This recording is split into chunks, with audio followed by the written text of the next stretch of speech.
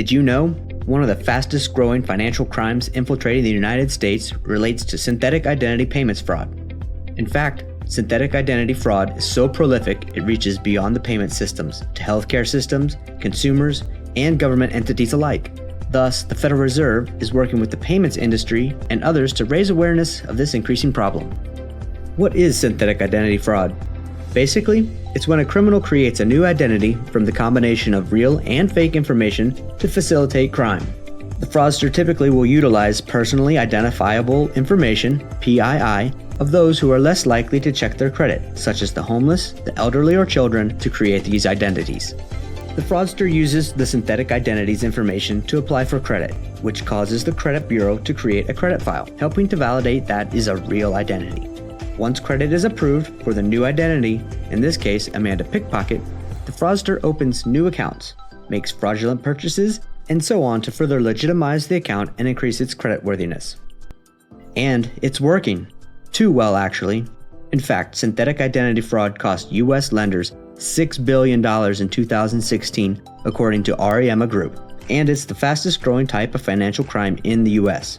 What makes synthetic identity fraud so lucrative is that it's difficult to detect and often unreported.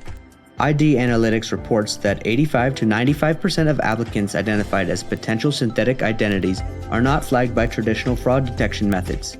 Because the identities appear to behave like a legitimate account, typical fraud detection software may miss them, which gives the fraudsters plenty of time to cultivate the fraudulent identity and build favorable credit histories, making them even more difficult to detect.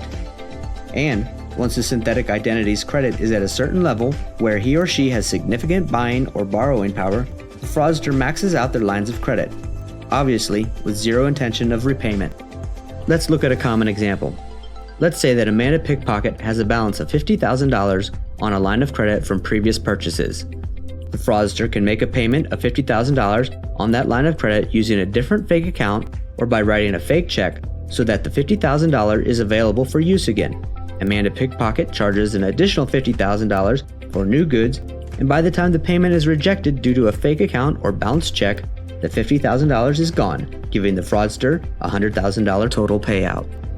Fraudsters have also figured out how to maximize their payouts by capitalizing on payment processing times and the protections built into the financial systems to protect everyday consumers. They often use fake checks, pay with stolen or fake bank accounts, initiate chargebacks, file credit bureau disputes, and claim identity theft on the fictitious account. What can be done?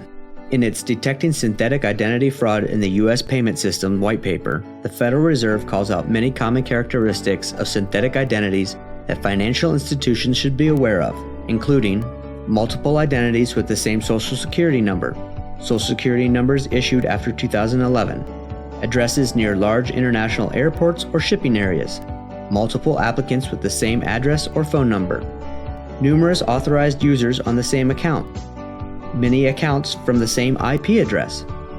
The credit file depth is inconsistent with the client profile, and the use of secured credit lines to build credit.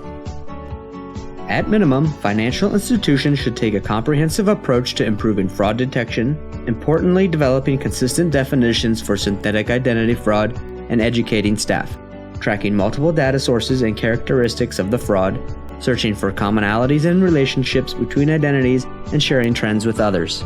Outside of conducting thorough customer due diligence when new accounts are opened, financial institutions should not rely on just one tool or database to validate the identity of new potential account holders.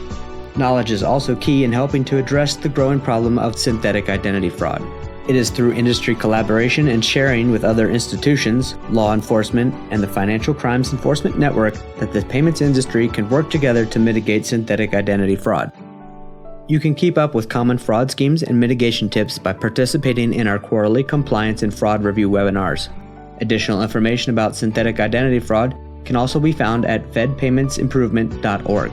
For additional information or guidance, don't hesitate to reach out to our member support team at 800-500-0100, memserve@epcor.org, or epcor.org.